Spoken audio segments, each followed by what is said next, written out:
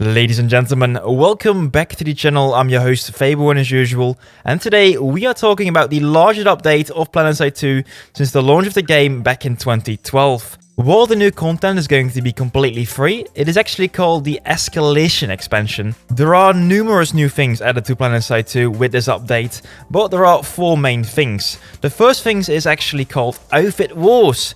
Then we got the war assets, the operational Bastion fleet carriers, and we got the Sanctuary. They've been working on all these new features for quite a while now and also been secretly testing it with the community, but it will be publicly available first on the PTS, the public test server, and then it will come to the live servers in the February update later this month. At the time of recording, I've been playing with the new features for basically half an hour, so I can't really give you my opinion yet, but I can give you guys a little taste of what's going to come soon. If you, by the way, like this kind of content, do not forget to subscribe to the channel, of course. But anyway, let's get started. What the main goal is going to be of this update is going to be more engagement with the community outfits, so the clans in the game. Previously, there was little to no incentive to be part of an outfit or to start or lead an outfit. So they want to bring more power to the outfits by encouraging competition amongst outfits, giving outfits more communal goals, and also add strategic depth to the gameplay. While there is still no real endgame to Planetside, there might be a greater goal beyond just winning a continent. Anyway, to sum up a little bit, the update is really centered around outfits, so expect the most changes regarding that. However, even if you're not part of an outfit, you're going to notice one big, very epic thing, and that is the Bastion fleet carriers.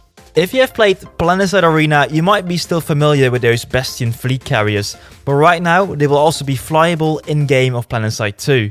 In the new update, outfits will have the opportunity to call in help as support of the Bastion fleet carrier.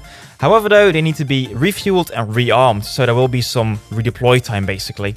If you have ever played Battlefield 1 or seen Battlefield 1, well yeah, the Bastion fleet carrier is pretty familiar to, for example, the airships. However, it is really its own thing. If you enter the airship and leave it again, you will actually board an Empire-specific fighter in ESF. With all of this combined, the Bastion fleet carriers deliver on one of the most epic air gameplay I've ever seen in any game, but I'm still curious how it will affect the ground gameplay as well. An important side note though is that you need to be part of an outfit to actually spawn inside the Bastion fleet carrier. Furthermore, the Bastion fleet carriers will be only there for a limited amount of time, so do not expect them to be there all the time while fighting on a continent. In the end, it should feel special and rewarding once your outfit actually calls in one of those Bastion fleet carriers.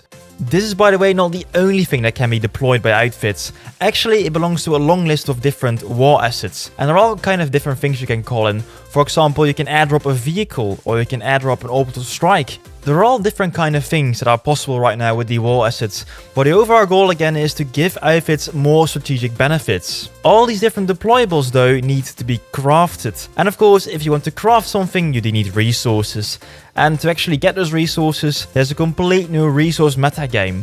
Every region in the game now has a special resource attached to it, and outfits earn ticks of resources periodically when they own a base. Luckily though, for the smaller outfits over here, you don't really need to own a base. If you help capture a base as well, there will be a reward for every individual taking part in the base capture.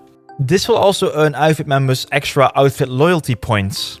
Outfit loyalty is again a new system to actually measure progress in game, or basically measure progress with a certain outfit. More importantly though, whenever you capture a base or do something good for your outfit in game, you can actually earn outfit merits, and these can be spent to actually buy things you normally have to pay money for, so that can be consumables, cosmetics, weapons or equipment.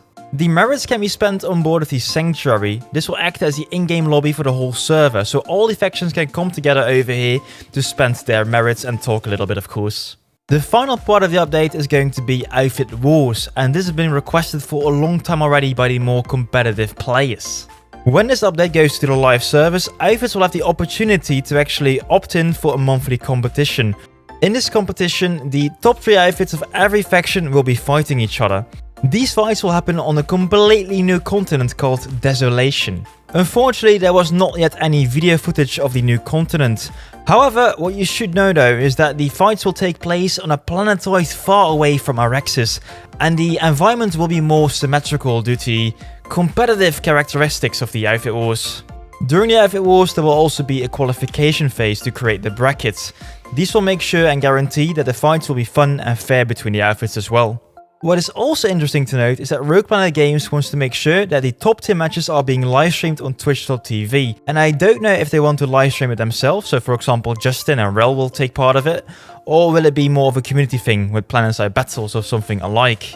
I don't really know if this kind of esport will actually take off, but anyway, it is pretty interesting because this will be similar to, for example, the service matches or the PIL. Having said that though, I do think right now you know all the most important things of the new update. There are probably some more interesting details, but these are the most important things that you need to know right now. And like I mentioned before, there will be an open playtest so you can experience it all yourself as well. Anyways, ladies and gentlemen, this was me, this was Faber1, and I will see you soon with some more content.